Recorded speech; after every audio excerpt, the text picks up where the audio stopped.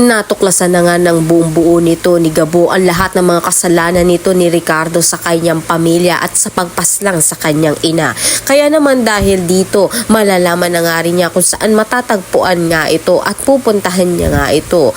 Ngunit maaantala ito nang makita naman niya nga ito nga si Salvador na pinagtitripan nga ng mga tauhan nga nito ni Django. Ipinag-utos nga kayo nito ni Ricardo na patahimikin ang reporter na ito upang sa gayon nga malinis na nga ang pangalan nga niya.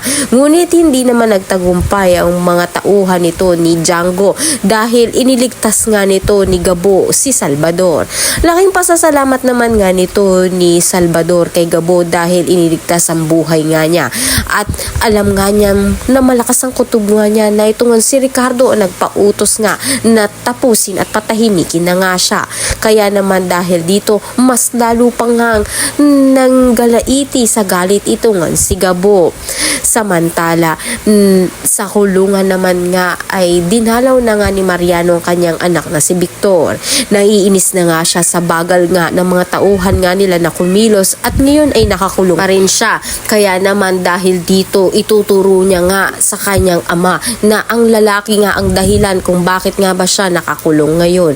At ngayon ay ipapahanap nga nila ito upang sa gayon nga ay makapaghiganti nga ito. Sa kabilang banda muli nga maghaharap ang grupo ni Samantha at nito ni Lucas. Nang tambangan nga ito nga si Samantha, nagkaroon nga ng matinding labanan na kung saan tinamaan nito ni Lucas. Ito nga si Samantha, buong akala nga nito ni Lucas na napuruhan niya nga ito nga si Samantha, ngunit nanlaban nga ito at agad naman nga itong nakatakas. Kaya naman dahil dito, pakatutukan nga natin dito kung paano naman nga si Gabo na makakapaghiganti at maniningil kay Ricardo sa mga ginawa nga nito sa kanyang pamilya. Lahat ng yan abangan natin. Maraming salamat sa iyong panood.